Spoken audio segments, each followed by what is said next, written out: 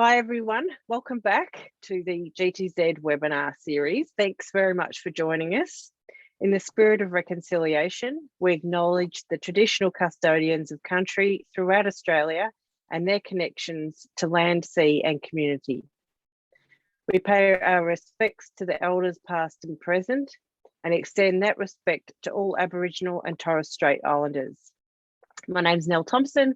I'm the coordinator of the National Getting to Zero program, or as we call it, G2Z, and I will be hosting the webinar for you today. However, as always, we will blame any glitches on the internet gods. Getting to Zero was developed by the Animal Welfare League of Queensland, and they continue to support it to this day. G2Z offers its consulting, support and educational services at no charge to local governments and not-for-profits across Australia. Our focus continues to be on companion animal welfare and management issues such as strategy, legislation, operations, programs and community engagement, working towards reducing intake to pounds and shelters and keeping pets in their homes. We invite people to look at our website at g2z.org.au, sign up for our regular e-news, connect with us via social media and get in contact with us to see if we can help with any issues that you might be having, or just to chat through situations that you might be experiencing. And so to today's session, I'm so excited to have Cindy here with us. But once I hand over to Cindy, there will be around 50 minutes of presentation and around 10 to 15 minutes of question time once the presentation has concluded. The recording of this webinar will be accessible via our website to everyone to view at any time. We're going to ask that everyone mutes themselves during the presentation unless our presenter indicates otherwise. And if you have any questions, you can start putting them in the Q&A section and we'll get through as many as we can at the end of the session. If you have very quick questions that relate to your understanding of the content, put your hand up and we'll try to get to them during the presentation. And as always, please excuse any background noises that may filter through. I think you all know that my dogs always take the opportunity to have a good bark as soon as I get into delivering a webinar. So as I said, I really am very excited to see this lady's face again today. Some of you may have been lucky enough to meet Cindy way back in 2015 when she first came out to Australia to present at G2Z 2015. Or you might have met her in 2016 when she returned to participate in a shelter consultation tour. And we hope to inveigle her to come back again very soon. Cindy graduated from the University of Wisconsin School of Veterinary Medicine, went on to complete a shelter medicine internship at Colorado State University, and then a shelter medicine residency at UC Davis. Currently, she's the outreach vegetarian. She's actually vegan, but she's the outreach veterinarian with the UC Davis Koret Shelter Medicine program. Her interests include teaching and mentoring undergraduate and veterinary students, interns and residents, leading shelters through online boot camp and other interactive formats, and providing accessible, affordable veterinary care to everyone who seeks it. She also continues to work to understand her role and that of animal shelters in increasing awareness of social justice issues and implementing policies to bring about change. So over to you, Cindy. Oh, thanks, Nell. That was just about the most fun intro to a webinar I have ever been a part of. So makes me even more excited to be here. As always, wish I was in person. I had plans to visit your fine country when the pandemic hit. It was one of the trips I had to cancel. So do hope to be back there soon. Welcome everybody. Thank you so much for taking time out of your busy days. And while it is after hours for me, I know this is the middle of the day for you all. So really appreciate it. I love talking about this in particular. So I have way too much stuff planned. So we'll get through what we can. And I really, I hope you find it helpful as seeing the 4 rights as a framework for which you can look at how you do the work that you do. And in the day-to-day, but also just sort of overall as an approach to the work that we do, because it's changing. It really is. And not that in a way that we're not helping animals, but how we do that is really looking different, and it's exciting. And it also encompasses a lot more about us and our experience with the work, because I think we all really sacrifice that a lot, our own care and our own well-being. And we can't continue to do this work and be sustainable at it if we don't also take care of us. So you'll also see that woven in here quite a bit, because if I've learned anything about myself and the work that I do, is how much I care and have really pivoted my focus to people. All right, so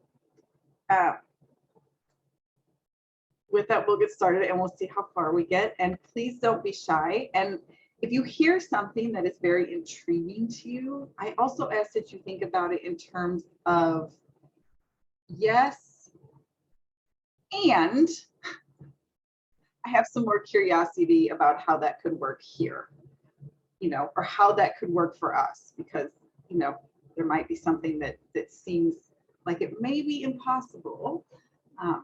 But I do ask that we open our minds a little bit to see how that, we can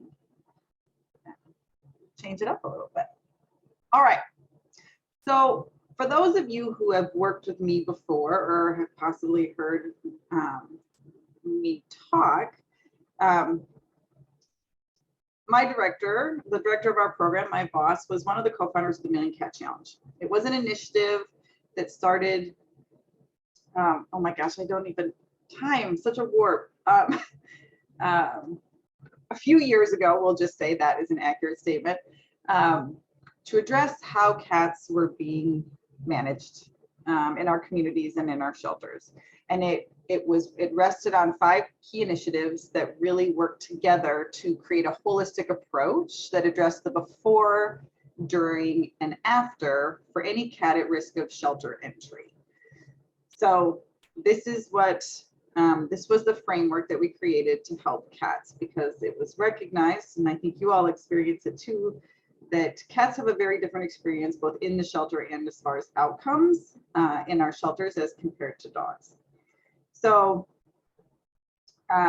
there was a goal to save the lives of 1 million cats over 5 years, and that was save in the sense of a reduction of euthanasia, that they would have a different outcome. And it could even be that they were saved, their life was saved because they never even came into the shelter. So 5 years, it was going to be 1 million lives saved between the initial year and the final year. We actually hit 1 million cats at 4 years, and at the 5-year mark, we're actually at 3.5 million, and it's still growing. We keep the counter going because why don't we want to celebrate the changes that we've made for cats? So were we done? No. But what we didn't know was like, what's next? Like, where do we go from here? Like, that's pretty phenomenal to set such a goal, beat it in the amount of time, and then more than, triple the results in the next year by changing our approach, with the acknowledgement that what we were doing was not working for cats, and using these 5 key initiatives to change it up. Well, right as we were thinking about, well, what was next, we were given an opportunity. Not exactly the opportunity we were looking for, but well, an opportunity to pivot nonetheless. So I'm sure you all felt the impacts of it, both personally in your own lives and how it impacted you. I have to say, hats off. Some really amazing things happened for keeping people safe in Australia. But we also had the responsibility of keeping our animals safe and finding a way to function in a different scenario that we were faced with. So we took this and really looked at it of how does this opportunity apply to us in animal welfare. So, we changed it up a little bit because it allowed us to just look at things a little bit differently and to do it in a way that didn't outstrip the resources. that we could really start to match what we're able to do with what we do. And so we decided to ask the question, what would this feel like? That every one of us, if what we were asked to do didn't outstrip what we had to get it done, except in very brief times of crisis, right? Like fires. Things are going to look a little bit different when we're on fire, right? But we're going to be prepared for that. But on our everyday, we would be able to function in such a way that we felt like we were working within our capacity. So that was the question we asked. And then here in California, we were given the permission to figure that out, right? Like, we are going to go on and continue to function in this world, but it's going to look differently. Like, what is it? What are the changes that we can make within the workplace to do this, to accomplish this, to keep people safe, to work within our means, and to really address what the pandemic showed us in how much trouble we were really in. And this was feedback from one of the shelter directors here in California. Like,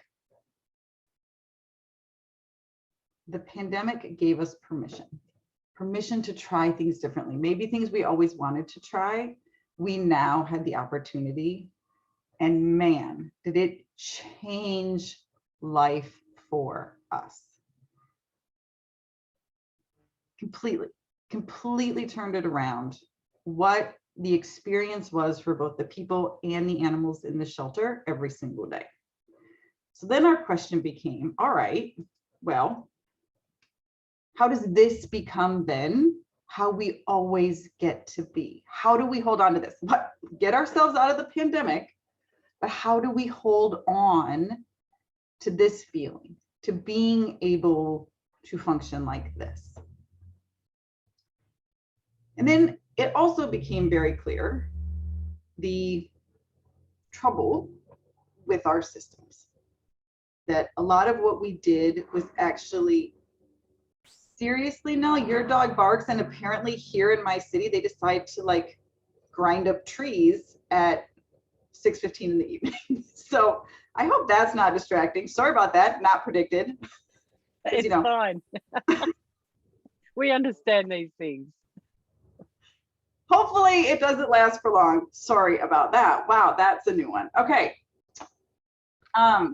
So we also started to recognize that the systems that we worked in, that animal sheltering enforcement really wasn't supporting equity, that it really did impact people differently depending on where they lived, what their socioeconomic background was, what resources they had.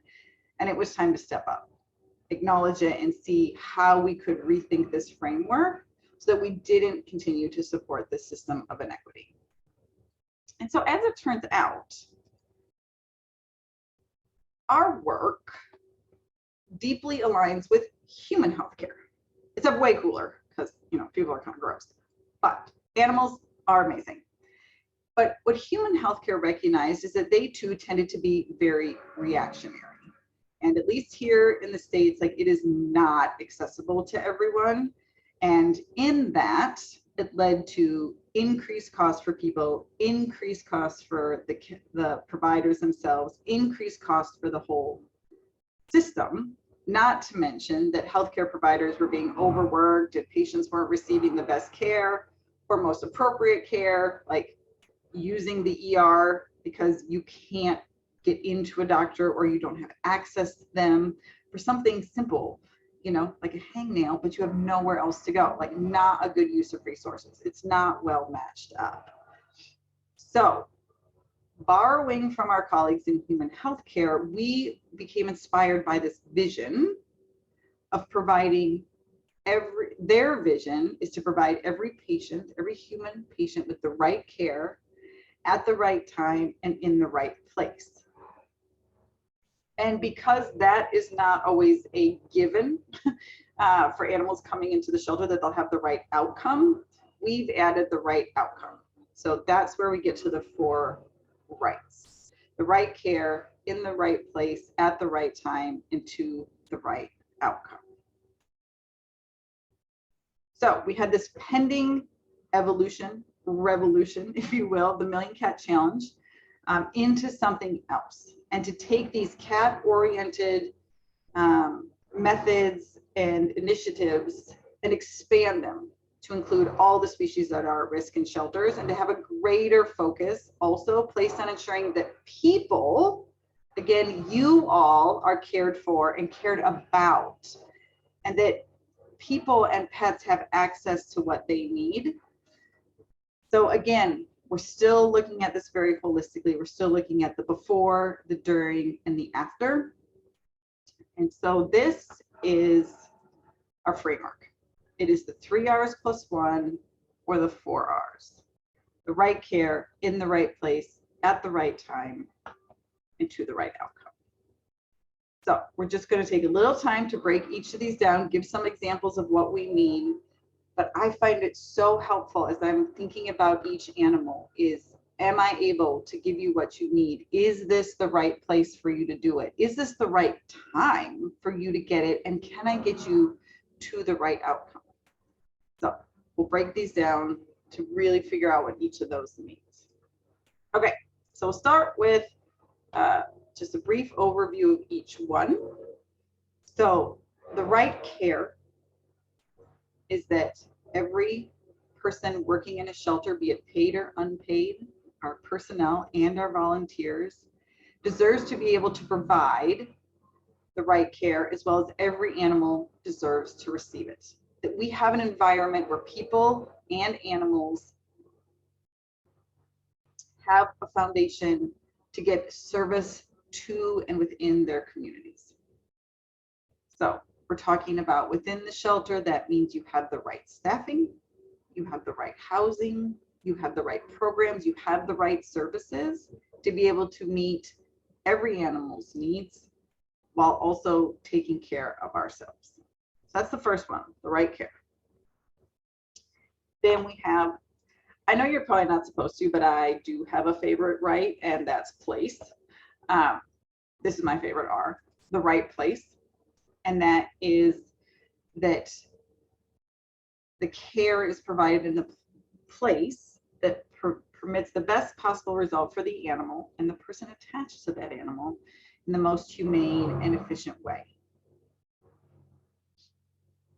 Then we have the right time. And we kind of cheated just a smidge with this one, because we actually broke this one down into 3 parts. It's the time to come into the shelter, the time you're in the shelter, and the time to leave the shelter. So the right time. And finally, the right outcome.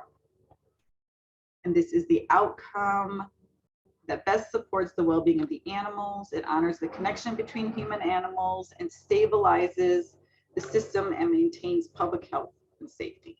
And the system we're talking about here is the system of animals coming into the shelter, being in the shelter, and leaving, not the inequitable systems that we're trying to bring equity to and actually work against, just as a clarification. All right, so those are the 4 rights, and now we'll go into a little bit more detail on each one. Okay, so we'll start with the right care. The right care is our capacity for care, and that is made up of housing, having the right amount of staffing, who also has the right amount of training, and outcomes. And it is all those things. I want to be very clear, it's all those things. A lot of times when we think about our capacity, like when we just sort of stop, we don't put on the capacity for care, we just talk about capacity. We tend to think of how many animals can we physically house in the shelter. Okay, that is one portion of it. That is not the whole thing. Because a lot of times when we're within our capacity for care, it actually means we don't have a full shelter. It actually means we have empty housing units, because the number of animals we're housing has to be in line with the personnel who we have to care for them and the outcomes we have for those animals. Because if we have way more animals than the staff, something's going to break. And if we don't have outcomes for them, like, then what, right? And it just continues to tax our system. So it's all of these things together. And what we recognize and what we all live through is that there tends to always be this tension. The tension between expectations of us, what we're expected to do, what we're asked to do, and our ability to do it. But remember, this is where our whole framework started, is to recognize what it feels like to not be in this place, to not outstrip our resources, and to be within our ability. So we actually bring this into balance. That is our whole goal. Because if we don't, this is what leads to criticisms, both from the outside in and within ourselves. We begin to question what we're doing. So how do we start to bring this tension into balance, that we are able to do what's expected of us? And that can come both ways. It means changing the expectation, increasing the resources, and it also is just rethinking how we do it all, because sometimes the tension is merely from approaching it in a way that's not sustainable or potentially the best way to do it.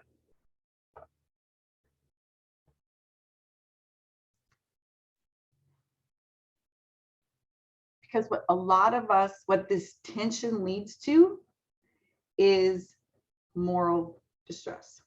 So this is something that is well documented in healthcare professionals, especially nurses. And it is a profound source of stress for people who are drawn to the service profession. And it is the distress that arises when there's a wide gap between the care that we wish we could provide, that we want to be able to provide, that we know we should be able to provide.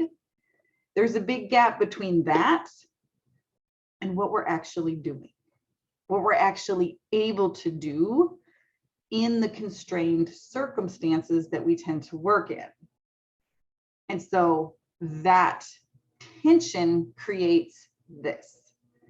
And until we start to change the way we do things, and we are able to provide care the way we know we should, the way we know we want to, the way we know we can, until we actually accomplish that, this is never going to go away. And this is then what leads to something even more powerful, which is moral injury. So this is a phenomenal article. I hope you all have potentially seen the work by Anne Helen Peterson. If not, I encourage you to Google her and start to follow her.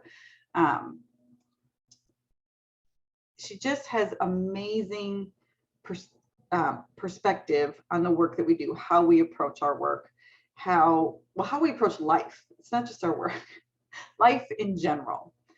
And so this article is phenomenal. And it starts out by talking about people like Don Draper. Hopefully you are all familiar with the wonderful series of Mad Men. But if not, Don Draper was pretty high up in an advertising firm, and he was very successful. But why was he successful? Well, because Don Draper had a secretary, Don Draper had a wife, well, he had many women, but he had a team to do his work. So he just got to have ideas. And then he had a team to support him to do it. But that is not how most of our jobs are laid out anymore, right? We're like, oh no, no teams. We're just going to give you more hats. We're not going to give you more people. We're going to give you more hats.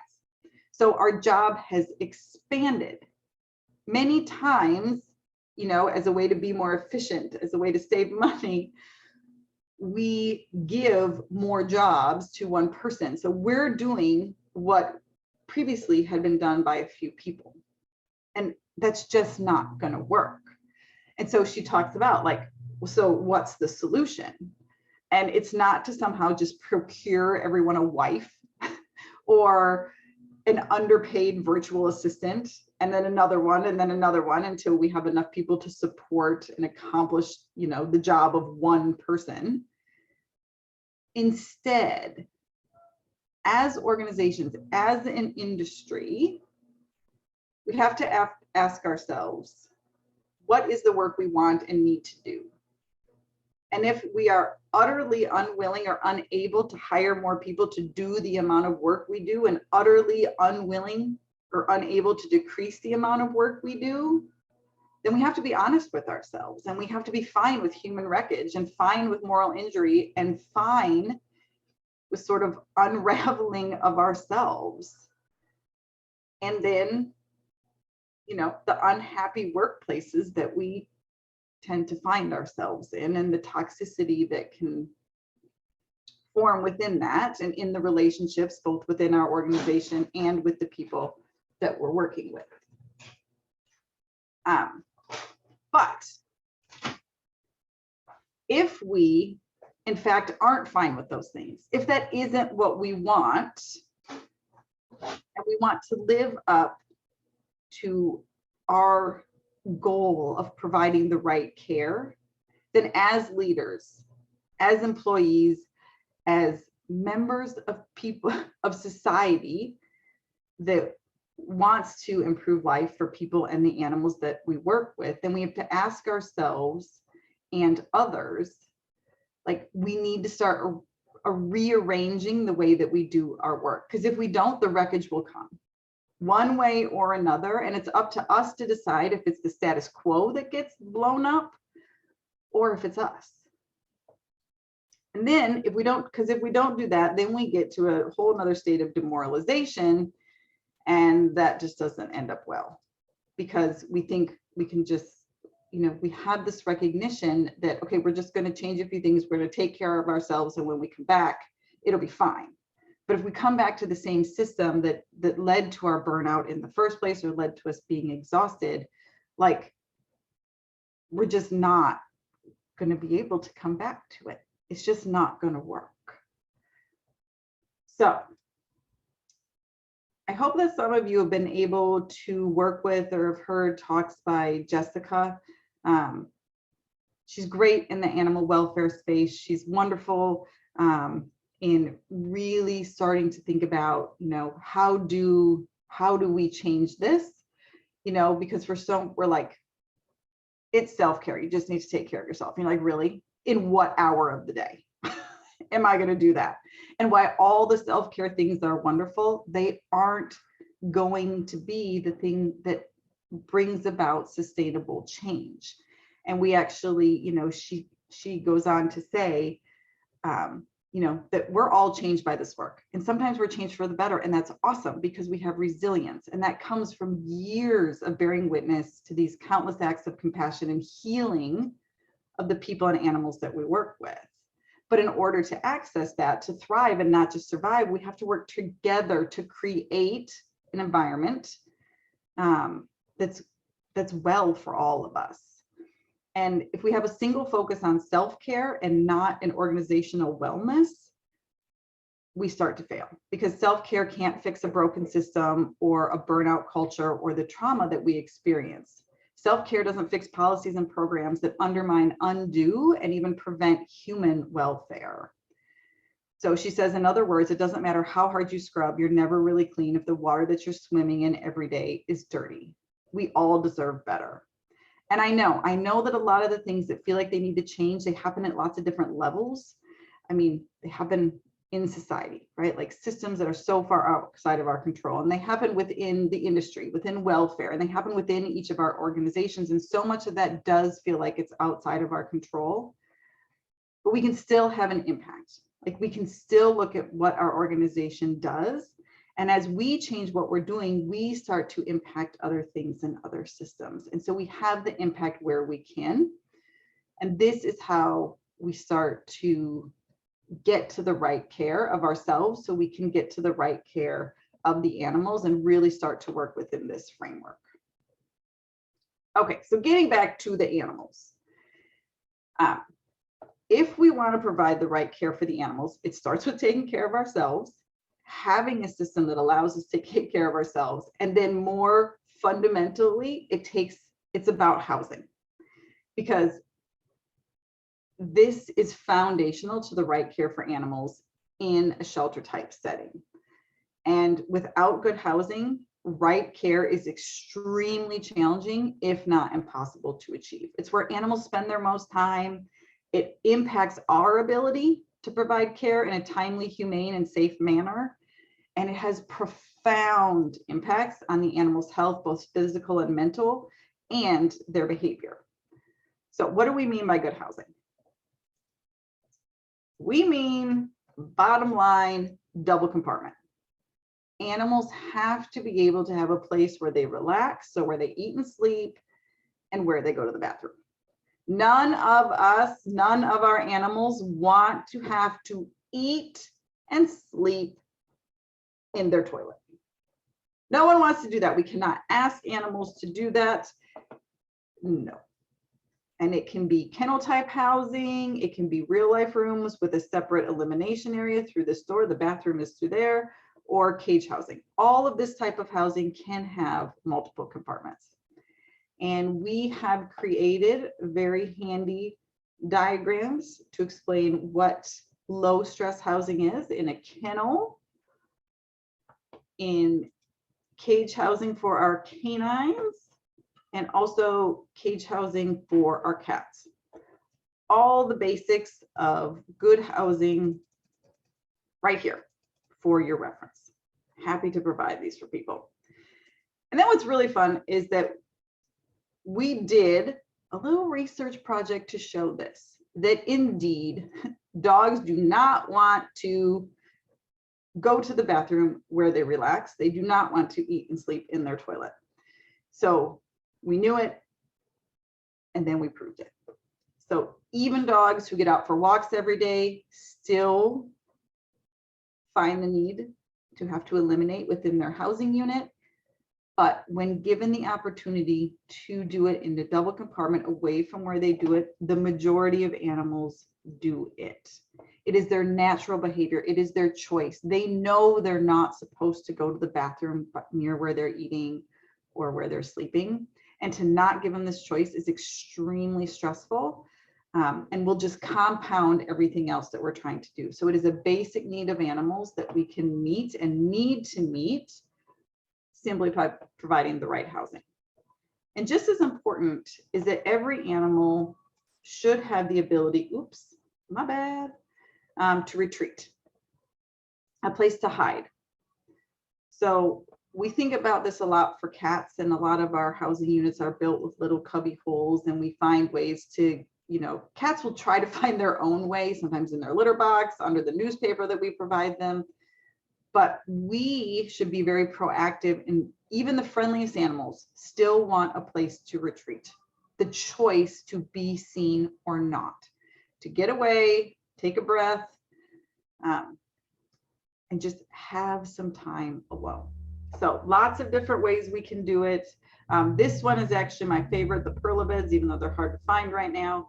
But throwing a blanket in there and giving an animal sort of the ability to burrow and not be seen. I've seen, it's my favorite. And I wish that every single animal in every shelter around the world had one of these beds. But you can also use the bottom side of a kennel or the whole kennel. This is actually one of those hose boxes. So for your garden, the hose goes in there. We just cut a hole in the side for little Petey here to go in and out. He can also jump up on top. So we can really get creative with things that are available.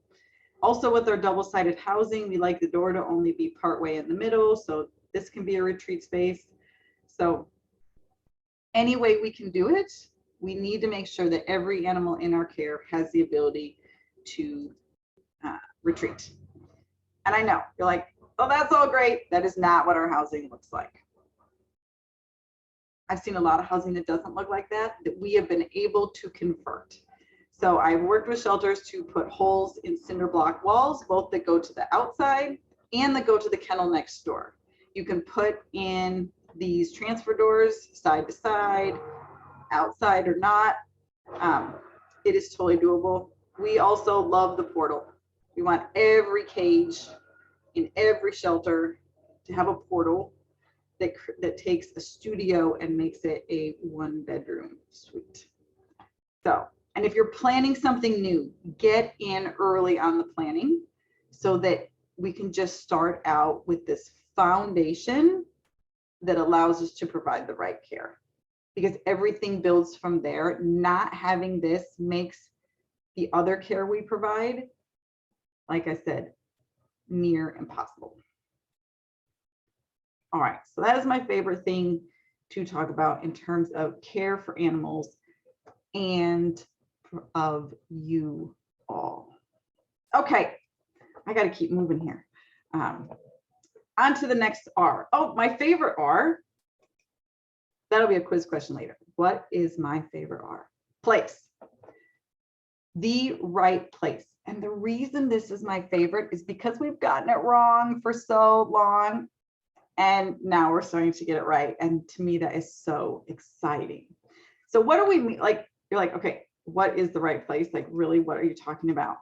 It's any of these, and it's situation dependent, and it can be fluid, right? Like, what's the right place now might not be the right place tomorrow, but any of these things can be the right place. Like COVID, even before, but COVID gave us the permission to start to figure out other solutions, right? Like, we can't have everyone in the shelter. We don't have enough staff here. We have to look for something different. And it wasn't only possible and reasonable, it actually tended to result in a better care for the animal and a better outcome for the person and the animal. And then it allowed the shelter to be better at what they really needed to focus on. Things that were an emergency and animals who truly needed them and had no place else to go. Because for some animals, the right place is in the shelter. Okay, but here's the problem with this and why it's my favorite, is that for so long, we had one-way flow. We had one place, and it was the shelter. And so we are working against decades and decades of a habit and this really well-worn path of like, oh, I find an animal. Oh, I need help with an animal. I'm just going to go to the shelter. That was our place. It was the shelter. And if people wanted to do anything else, so let's say look for an owner, rehome their own pet, you know, take care of a litter of sick kittens, get a cat spayed. Like, there was little guidance on how to do those other things because the only thing we were telling people to do was to come to the shelter. And we were saying that without any question about what the animal actually needed and any consideration for the capacity of the shelter and the animals who were already in there. Like, every road just led to the shelter. And even if shelters wanted to change that, they're like, listen, can't be a one-way road in. We tended to get a lot of resistance from people, and sometimes within ourselves, we're like, oh, but that feels scary. Like, what then? You know, well, if they don't come here, like, what happens?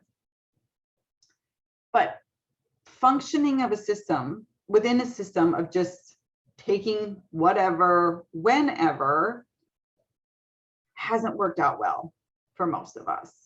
And so again, the pandemic, you know, it sort of forced the hand. It allowed us to change it up. And this is what we hear more than anything, is being the thing that we don't want to give up. We don't want this to go back, that we want to have the ability to find another solution, a solution that actually is a solution. It actually matches why the animal is at risk of coming to us in the first place. So it is our opportunity to reshape this well-worn path, right? Like, let's take this opportunity to take what we've learned and reshape the path, right? And making it easier to do something else, because ease is the greatest influencer. If we want someone to do something, make it easy. That is how we influence people. We will, as humans, take the easiest route. So to help us think about this, I have 3 principles I want to go over.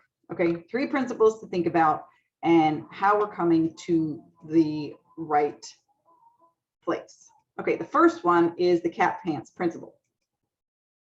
Okay, so home is generally more comfortable, right? Like even the nicest shelter, home is where most of us prefer to be, right? Like if I can stay home and stay in my comfy pants that might happen to have cats on them, and I can do things from here, like have a video visit with my doctor, order my favorite food, I am going to choose that, right? Like, and for the benefit of animals, keeping them at home is better than even one night in even the nicest shelter. It is less stressful.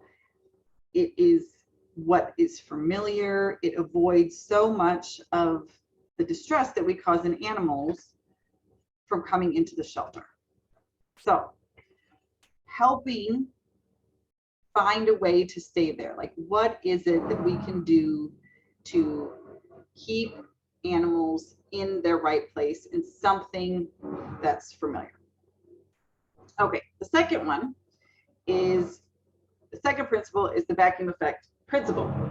And with this recognition that when we remove an animal from a habitat, be that their home, their neighborhood, or their community, without changing anything from where they came from their point of origin, we chronically destabilize that home and the population. So this is the system that we continue to destabilize when we just impound and rehome. The thing about the vacuum principle is the hole we left will be filled. So this is a super famous Far Side cartoon, but it's also the truth because nature really does abhor a vacuum. And so we think about this a lot in terms of cats, and we've talked about it a lot in terms of cats and other wild animals living in our communities, that removing them just means that another one will take its place. But we have to recognize that also happens with families who have pets.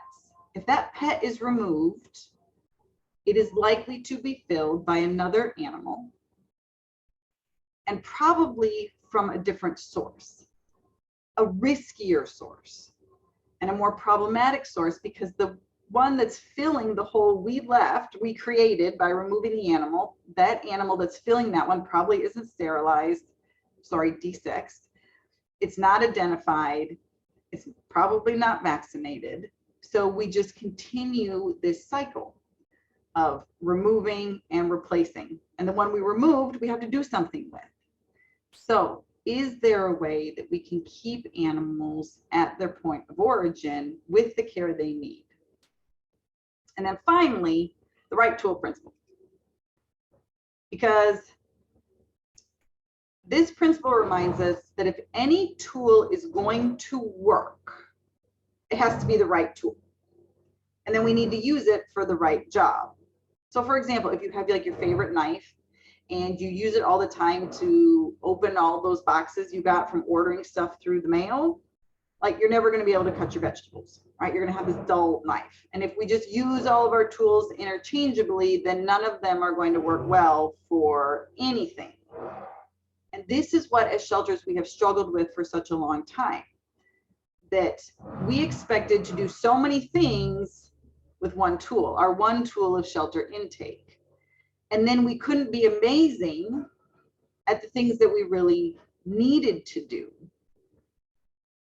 So what was really striking to us during the pandemic was that when shelters dropped their in-shelter population, that just dropped naturally because we were helping animals in different ways and in different places, then we were able to respond to our truly necessary functions as a shelter.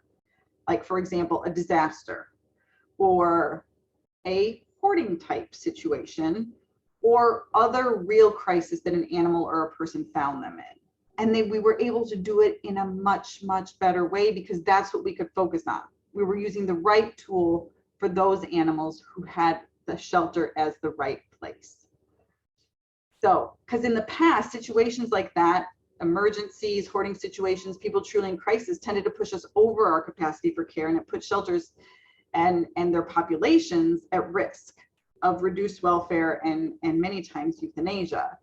And it also didn't even think about the impact it was having on staff. So if we align our tools and we save the shelter for animals who are sick, who are injured, who are truly in crisis, then we can do a great spot. We can leave space for them and they can come in without delay. And then we start to build confidence within ourselves and within our communities that we just do an incredible job because we've focused the right tool. Okay, well, it is becoming very clear that I'm probably going to get through 2 of my rights because I said too much to say. So we've talked about managed admissions for a long time, and I know this makes people super nervous, and we think about it as a noun, like it's a thing, but really it's a verb. It's managing admissions. It's a way to have a conversation and then have a variety of things that we have at our disposal to help people. And I also am perfectly happy to get rid of this verbiage altogether and instead think about it as triaging care and services. That we have the programs so that we can identify a problem and then find the solution that best matches it so we can provide the care and the right care in the right place. So it is not saying no animals come into the shelter, and it's not saying all animals come into the shelter. It's about figuring out who needs what, and then finding a way to approach that, solve that problem in a way that doesn't always result in shelter intake. Okay, cats. Quick and dirty, here's the right place for cats. Most healthy cats, honestly, we're doing better if we don't bring them in the first place. If we're able to sterilize them and put them back, I know that makes you all nervous, but trust me, it is very appropriate for many cats, especially in urban areas. And we're not talking about cats who are in areas of that are sensitive to wildlife. We're talking about cats that live among us. They're already out there, so we need to rethink the way we manage them. Kittens, certainly willing to help, but really identifying which kittens need help, which kittens have really been removed from their mother. Most haven't. We create abandonment by removing them from their mother. So some really important things to think about in terms of cats. For those of you who have talked to me before about cats, I really encourage you to look at this study that really talks about the impact of cat removal. It increases the number of cats out in the community. This was a study that was done in Tasmania, and they really wanted to prove that the pulse removal of cats, so we trapped to a certain level, 30% of the cats, or sorry, I think it was upwards of 50% of cats were removed from certain sites compared to sites that didn't have any cats removed, just to do a comparison of what happened with the population. In the sites that had the cats removed, the resulting population was an increase of 75 to 200%. We cannot just continue to remove animals. Remember, nature abhors a vacuum. We cannot continue to remove animals if we don't do something to change the environment from which they came. We will only be actually supporting and increasing the growth of the populations out there. You know what? The same applies to dogs. For so long we said, you know, let's leave cats there. They're right where they belong. Turns out most dogs are too. They may not be exactly where they belong, but study after study have shown that when you return a dog home, where they were picked up is within a football field's distance from where they belong. Dogs know where they belong. They're in the right place. They just need a little bit of help to get back home, and removing them all the way to the shelter actually creates a giant barrier. So what can we do to get them home? We can ask people to help us.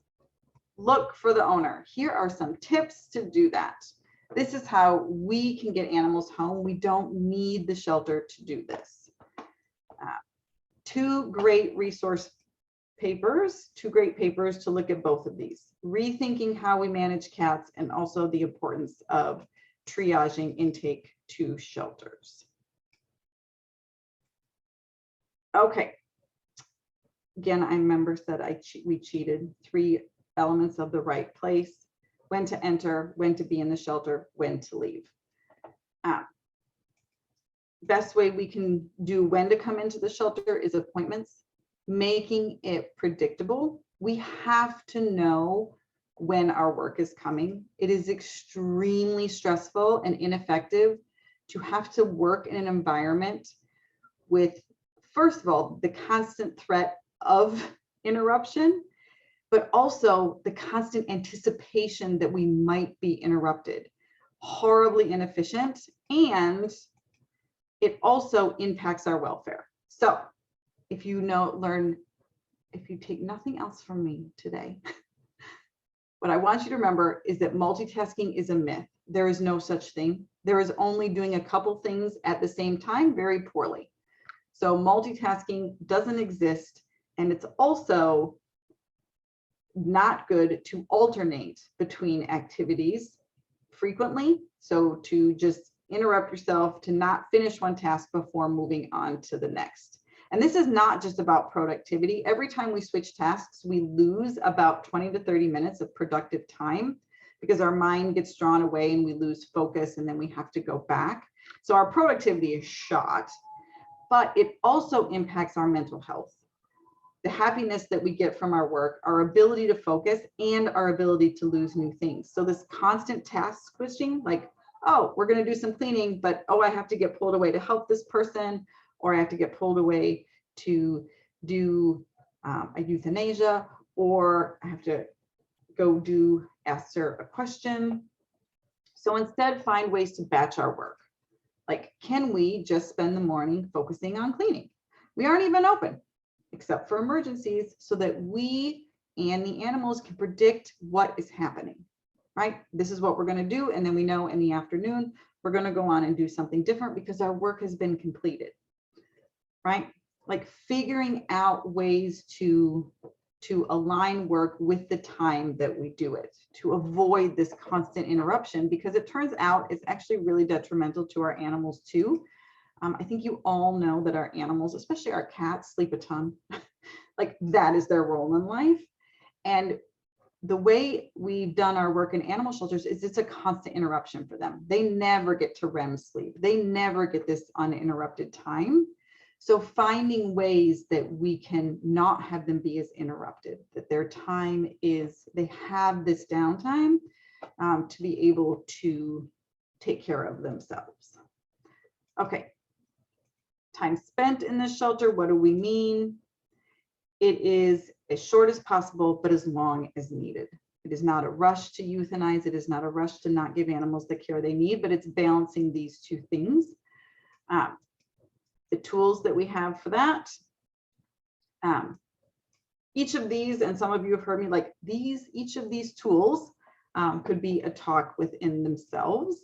So I am going to pick what I want to talk about, and it's going to be just a quick, well, I love appointments, but I also love still allowing animals the ability to be seen. So we do support a hybrid model of appointments and open hours in terms of getting animals out. Okay, but outcomes. Okay. When we think about outcomes, we think about it this way, that a live outcome is always good. Like we have to feel good about that, but we can do even better. We can keep them in their same community. We can start to stabilize the system. We can stop turning on that vacuum. And then what's even best is right back where they came from, not even just in the same community, but right back to the place they came from to hold their spot. So thinking about how do we accomplish this, we think about the barriers that we've put in place to keep this from happening. And so we have some internal barriers that we tend to create. So,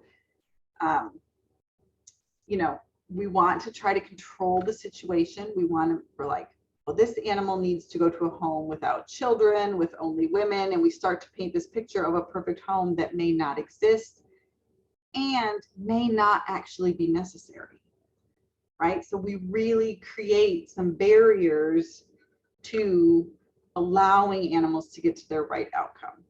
And all that this tends to do is increase our length of stay, and we lose our market share because people who are coming in for animals, if they don't get one, will go elsewhere.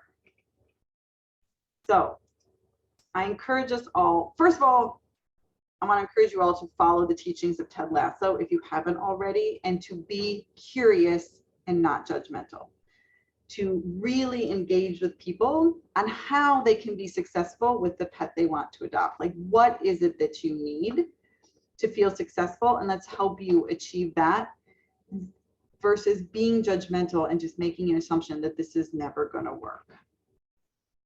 Okay, my final thing I want to talk about, well, respect, we should all have respect, is decision fatigue and how pathway planning can help with that, because every decision we make fatigues us. We can only make so many in a day, and it has nothing to do with how knowledgeable we are or how compassionate we are. It's biology, right? It's why at the end of the day, if your partner is like, what would you like for dinner? And your response is, I don't care.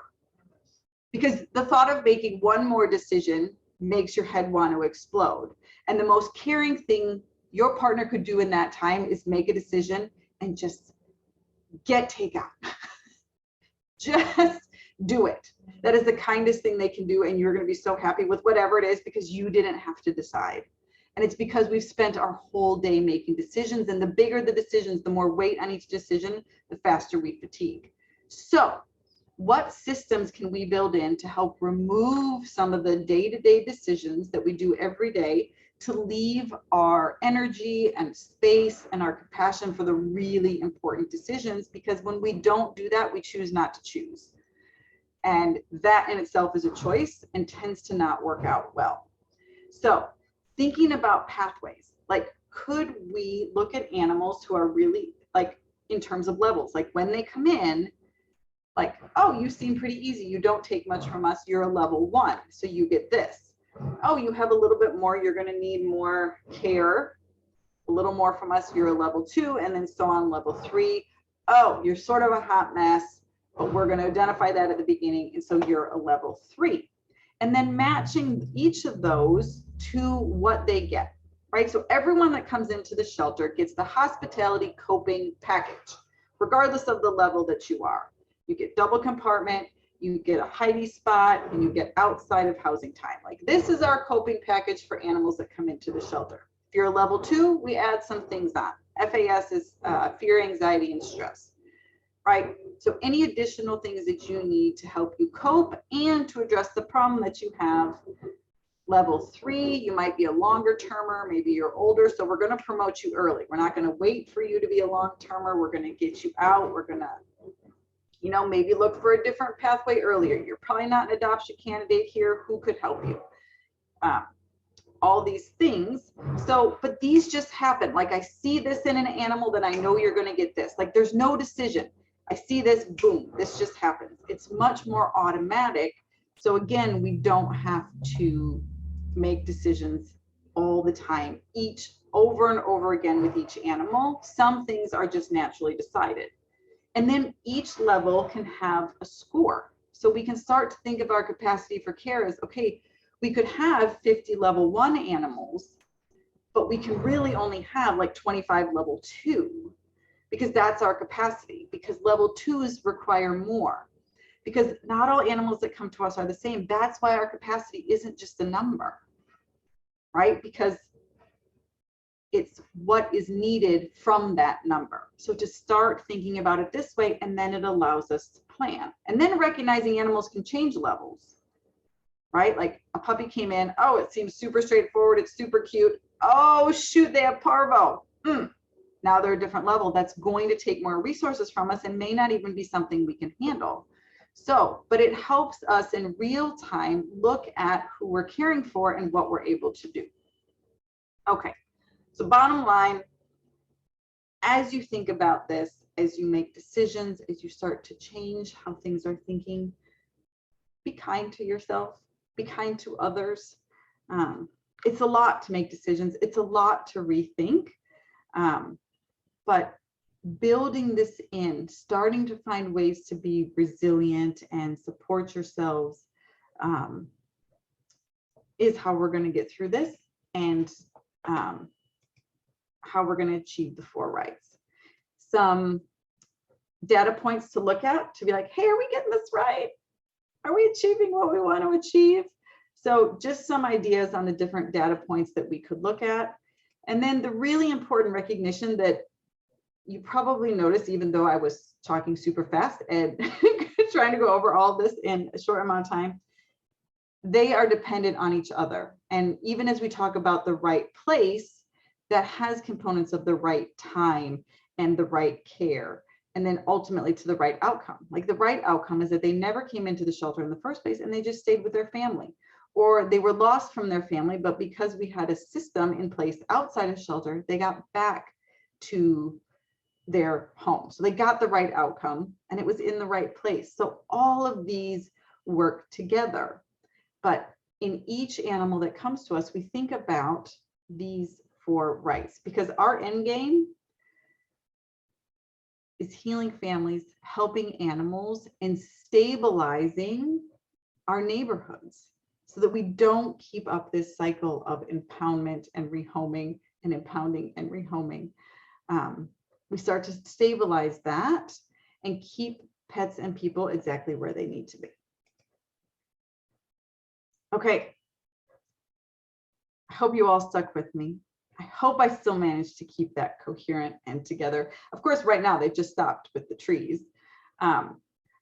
If you want to stay and ask questions, I'm obviously super happy to keep talking about this, but this is also my email, and happy to answer questions going forward, or if you have an idea, I'd love to hear. Thank you, Cindy. There's so much there, and I think, you know, lots of organizations are doing parts of it or are touching on it, but perhaps, you know, sometimes it takes a bit of a leap of faith to take it the next step further. And sessions like this that, you know, we've been lucky enough to have with you to talk about it and really run it through what the bigger picture is, what all of these things mean from a bigger point of view, can sometimes give us the oomph, you know, to get to spur us on to the next step. There was a really great comment in the chat, which I'm just trying to find now. Cameron, yeah, and it's, you know, Cameron's not the first person to, you know, raise issues like this. What are your thoughts, advice, you know, whatever? I know, it's like, how long's a piece of string? What's that? How long is a piece of string? There's so much to say on. I mean, I think the whole answer to this question is I mean, first of all, this is all too common. And Cameron, your question, if you're still here and hanging in there with me, is the whole reason we came up with this framework, is the whole reason we cannot think that we can do more work than the people we have to do it, right? Like, again, Annie Peterson had this wonderful analogy. She was just like, you know what, if you work in a system that makes 1 widget a day and you work 5 days a week and you're expected to create 7 widgets, it's impossible. Something's going to break, either the system or the person. Like, we can't continue to do this. Like, yeah, it will be really bad. And there has to be an acknowledgement that again, like, this is what we can do. And if this is the expectation, we have to bring it into alignment, because the constant, because what we've done historically, and what's probably happening here, is like the gap is made up by human suffering and animal suffering. You know, welfare is being compromised, and that's not okay. Like, that's not the way we're going to close the gap. It's not. And we have to start looking for other ways. So can we help animals in other ways? Like, they don't need to be here in the shelter. And yes, that takes resources, but then we need to do it that way. Like, there isn't, I wish I had, like, there's no easy fix to this. No, but perhaps that is one of the questions, or one of the conversations to have with an organisation who's in this situation, is to say, okay, well, let's have a look at the intake. Let's have a look at the intake population. Do all of these animals need to be here? Could we possibly have, you know, saved ourselves from being in this situation by offering other resources or Yes. other solutions? And so, and you know, it's almost reverse engineering, but looking at that data, and really the data is, if anyone knows me, the data holds the answers for everything, but having a look at that data and saying, okay, well, what is there that is here that doesn't need to be, and can take the pressure off everything else that does need to be here. Another question that I had, Cindy, was about managed intake, and I understand that the terminology perhaps is changing around that now, but it took a long time, I think, for people to come to some feeling of comfort with the concept of managed intake. But now it's almost gone the other way, where some organisations have implemented a form of managed intake. But for example, somebody turns up at the door at 5 o'clock with a litter of kittens that are, you know, otherwise healthy, whatever else, and you could easily put them into a foster home, or a staff member take them home for a night, or whatever it might be. The person who's got them in their hands cannot, you know, they've said, I can't take them with me for whatever reason, and yet the hand goes up. No, we're managed intake, we're full, we can't take them. This is our duty, this is our job, you know. And so it goes the other way. It's hard to write policies and protocols for grey zones, isn't it? Yeah. But I feel like in our field, where every day is full of grey areas that we need to make individual decisions on. Yep. I love this question now.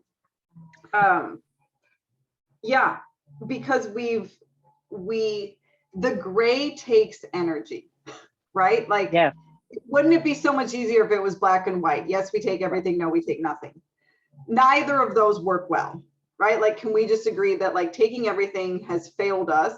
Like, case in point, Cameron, right? Yeah. Like, we're struggling, you know, but turning everyone away can feel terrible and can really upset people, right? So, like, neither extreme is what we're going for, right? It is an acknowledgement that, again, you know, and you're right, it is gray.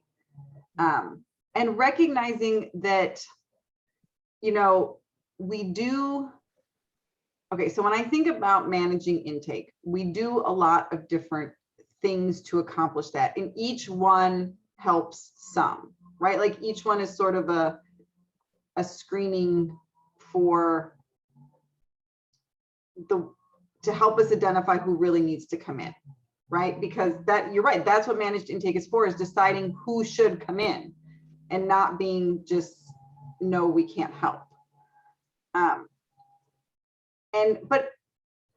But it's a recognition. So even thinking about the cats that you're talking about, like, but maybe you don't have a foster home, and maybe you don't have a staff member.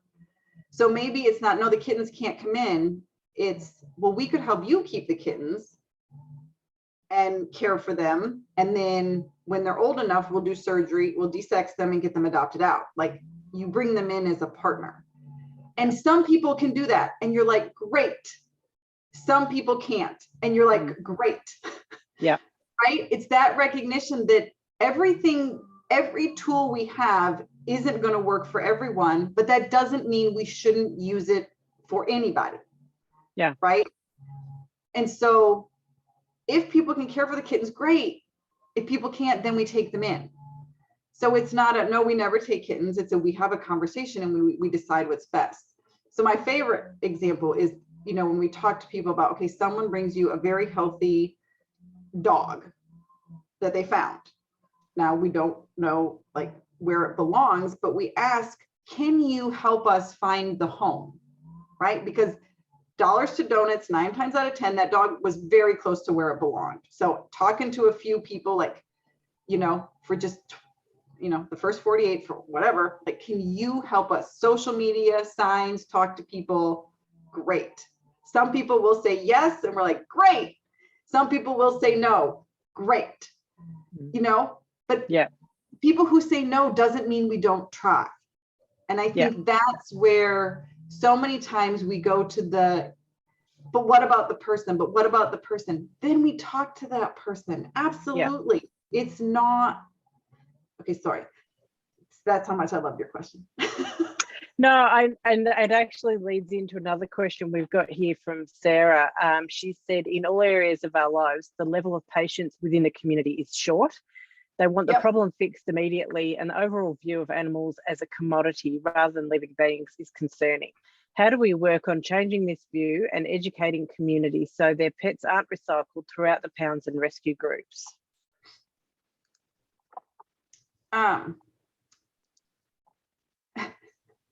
Oh, you moved it. Sorry. No, that's okay. Well, and I think in all areas of our lives, the level of patience is short period. People are sort of at the end of their, okay, at least in the States right now, people are just like over life. But I think some of what we're experiencing is that we've never tried it another way. Yeah. Never. Okay. I'm going to call on my Brene Brown here. One of our fundamental shortcomings that we continue to run up against, and the reason we have the issues that we do, is a lack of trust. And that goes both ways. Trust that we have with people in our community to do it, and trust that the community's trust in us that we're able to do it, right? And it could be very real that trust has been broken, or it could just be perceived, right? We just have this like perception that, you know, because of our lived experience, because of whatever we have witnessed as people, we all come with our own baggage and our own perception and our own life experiences. We have a perception of what the other person coming to this interaction, like we make a lot of assumptions. And it's hard, and it takes time, and it takes energy to, again, instead be curious. Like we make an assumption that people want things fixed automatically, but we've never given people the choice for it to be different. Like, oh, I hear you. I hear this cat, that cat sounds freaking annoying. It's pooping in your flower bed? Oh, that's disgusting. I hear you. I too would want that fixed. And it's urine. Oh, it stinks. Yeah. Oh, I hear you. Gross. I got a solution for you. Here's what it is. You know, I'm going to sterilize this cat. And you can end the conversation there, or you can say, I'm going to put it back. And you explain the reasons of why that is. Like, I am absolutely going to solve your problem. And I appreciate, like, it does seem like, and historically we have taken that cat in, but you know what, we've actually learned it doesn't work. So instead we're going to try this thing that does, and I really ask that you will engage with us to solve this problem. Yeah. So we do it one bit at a time, right? Yeah, one conversation at a time. One conversation at a time. And that is how change happens, because then they talk to someone else. And again, we, you know, so I don't know if this was, I don't remember if it's a thing in Australia to have drop boxes. Is it like a place you can leave pets after hours? Yeah, some places still have them. Yeah. And so I always found it so interesting, because we're like, yeah, people just, dump their pets. They don't care. Mm. But then I always ask the question, I was like, but we put the boxes out there. Yeah. What are we saying? That you Yeah. can just leave them after hours, and like that sends a message, right? And so instead, like, wow, it sounds like you're having a really difficult time with your animal, and I can really appreciate those struggles. Like my own dog, I had to go through that. What if we could help you with that? Mm. Would you want to work on that with us? Like, Yeah. start to build trust, start to have these conversations, because it's quite possible no one's ever asked that question. Mm. No one's ever had the respect to say, hey, what's going on? Do you think we could try to solve this with you? Because there's studies to show that when people are asked, would you keep your pet if you had some help with the issue? Lots of people will. And not everyone will. Some people really don't want to say, okay, great, then you come in. Yeah. But it's the energy, isn't it, that is required on our part. And we have to be in a good, healthy place, mentally and physically, to be able to have the energy, to be able to have that conversation. Because otherwise, when we don't have the energy, we just can't have that conversation. It's impossible for us. And so we go on with our, as you say, lived experiences, or, you know, making assumptions about what is going on in that person's mind, and in their life at the time. We've got another question here from Mark. Thanks, it was very informative. I was thinking about cats and increasing fostering ease for certain people, e.g. they may worry about the cat urinating on carpets or not being able to supervise them enough. Some of our housing units for individual cats are relatively compact, and I imagine they could be made somewhat portable. Have you seen any products or shelters that implement some form of portable housing to bring to foster carers? For me, Mark, it's giving people the dog crates, large dog crates, and baby gates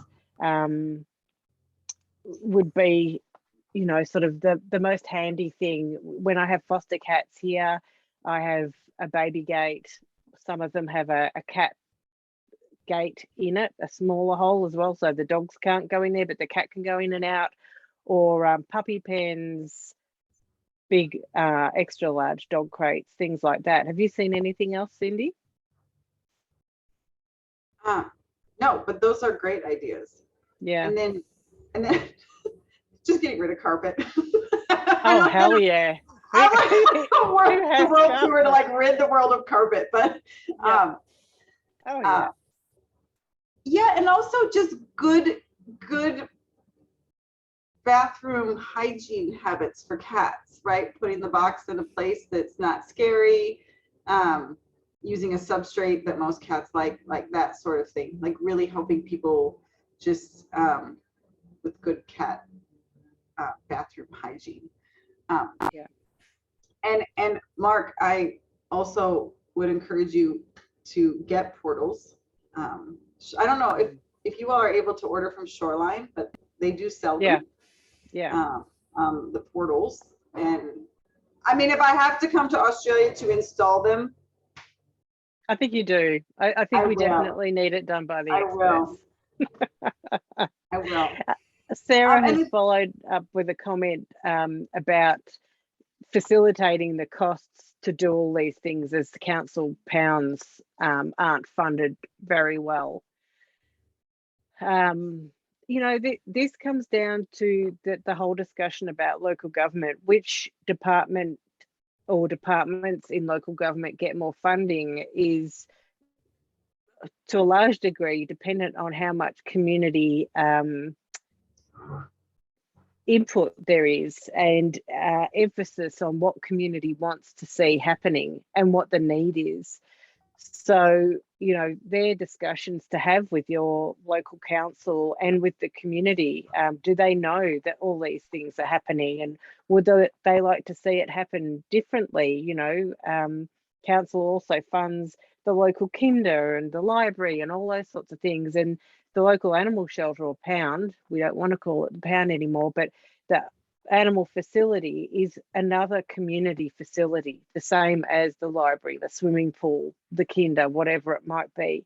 So we need to push it higher up the importance list for council, and we need to help them do that by, you know, talking to the community, talking to council, and you know, building those relationships.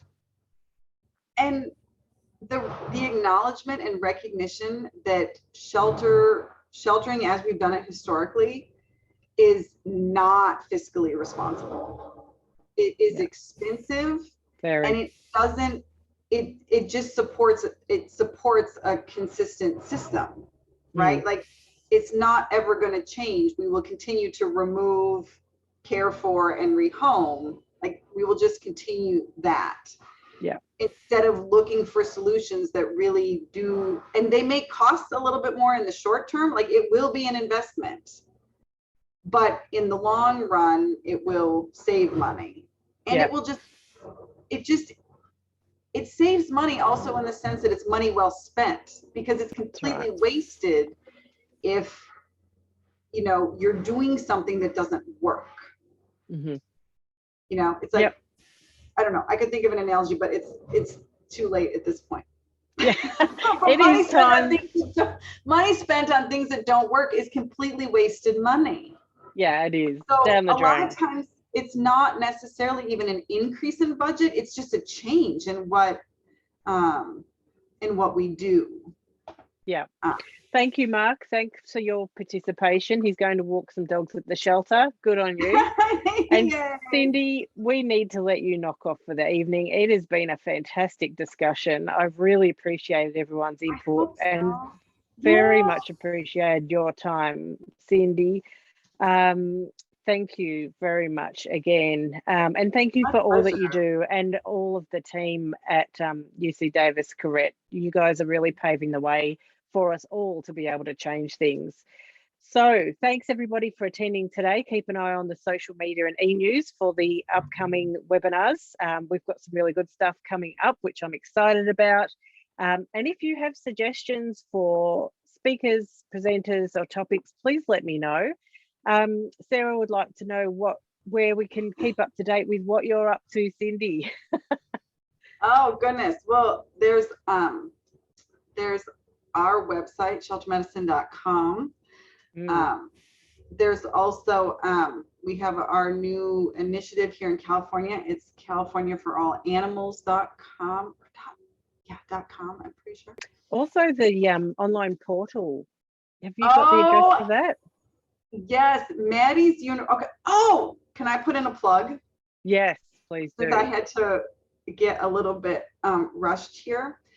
We also now we're part of Maddie's Million Pet Challenge, and we've created the Learniverse, which is one of it's exciting. My favorite words. I love it. And we're putting together self-paced courses on each of the 4 rights.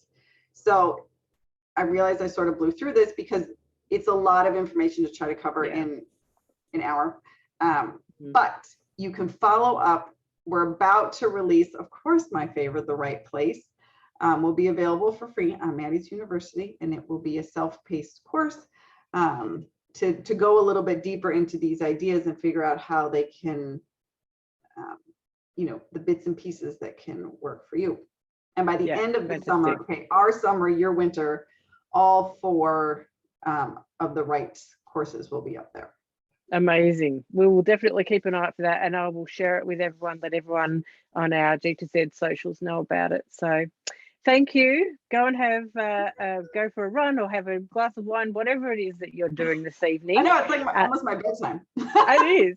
Thanks everybody. Have a great rest of the day. Take care, and we'll talk to you all soon. Bye.